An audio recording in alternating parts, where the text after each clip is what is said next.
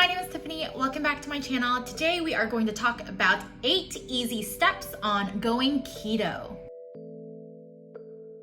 I did the keto diet for a very long time and I only recently stopped because I cannot live without my fruits, my vegetables, and my rice. Like rice, an Asian person not eating rice, like just couldn't do it. I am off the keto diet now, but the keto diet was really great. I noticed that my carb cravings were literally 0 when I was on the diet. And then I also had so much energy. I literally just felt so amazing that if I could go back on the keto diet, I totally would, but I just don't want to. I also did have a side effect, which was my hair falling out, but that is just temporary and your hair is supposed to grow back after that happens. So I will give y'all 8 tips to avoid all those unwanted side effects of the keto diet. If you aren't following the keto diet properly, then you can experience the keto flu. The keto flu is very similar to having flu-like symptoms. So you can experience nausea, vomiting, diarrhea, constipation, dehydration, headaches, irritability, weakness, muscle cramps, dizziness, and a bunch of other symptoms that you want to avoid. Tip number 1 is to take supplements. So if you are not a heavy salt eater like me, you can take something called an electrolyte pill. Electrolyte supplements are very important when you're on the keto diet because when you are on the keto diet, your body is actually flushing out a lot of the sodium. And so a lot of electrolytes that you need for your body will actually get flushed out as well. Electrolytes are also key in maintaining proper hydration for your body.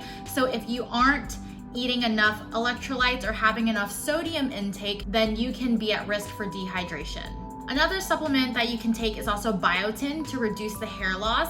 But if you don't want to take biotin, you just have to make sure you're eating enough protein and foods with iron, vitamin A, C, D, and E. Tip number 2 is to make sure you are drinking plenty of water. As I mentioned in tip number 1, your body will flush out a lot of electrolytes and a lot of sodium, and electrolytes is actually what holds water in your body. So when all of that is getting flushed out, your body is not able to retain water as well either. So making sure you're drinking plenty of water will stop you from getting dehydrated. So if your pee is yellow, then you need more water. You want to make sure your pee is either a light yellow or clear. Tip number 3 is to remove all temptations at home. So when you go to the grocery store, do not buy foods you are not supposed to eat. You can eat stuff in moderation because cutting stuff cold turkey typically does not help, but removing all temptations will make it super easy for you because you will eat what you see at home. So if you don't have foods that are high in carbs or high in sugar, more than likely you won't eat it. Tip number 4 is to download apps that will help track your carbs.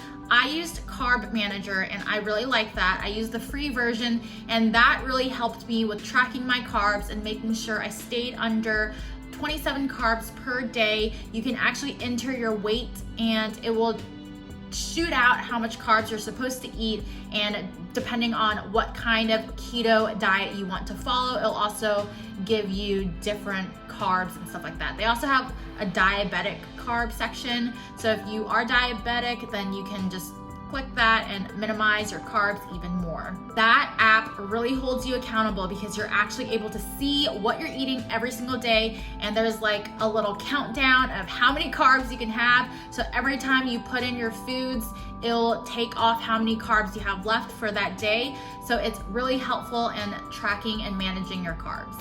Tip number 5 is to switch to low carb alternatives, such as using sweeteners like monk fruit sweetener or stevia, or buying low carb breads. A really good low carb bread that I still eat, even though I'm not on the keto diet anymore, is the Sola brand. I'll put a picture right there so y'all can see it. But this is the bread that I eat and it's really good. I like it toasted and with some butter on it. You literally can't even tell that it's keto bread, and it's so good. So if you're craving bread and you can't have real bread, then that is a really great alternative to eat. There are also low carb wraps you can look at for tortillas, and instead of buying tortilla chips, you can actually just make your own chips by toasting the tortilla in the oven, and then you can just cut it and make your own tortilla chips if you want nachos or something like that. Tip number 6 is to also eat healthy, high-fat foods. So being on the keto diet, you typically have to have a lot of fats to replace the very low carbs you were eating. Some examples of healthy, high-fat foods would be avocado, salmon, hard cheeses, and butter. Tip number 7 is to cook with coconut oil or extra virgin olive oil.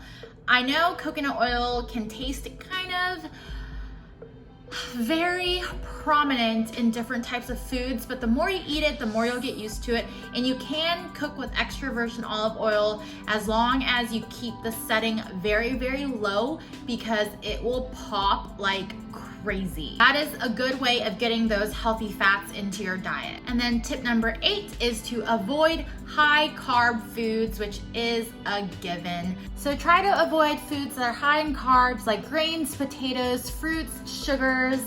And yeah, so that is 8 simple tips on if you're just starting out on keto. There is so much more research you can do on keto because there is so much more to this diet than just eating high fats and no carbs. But I hope these tips help you start your keto journey. And if you did do keto and you like keto or don't like keto, leave it down in the comments below and share your story.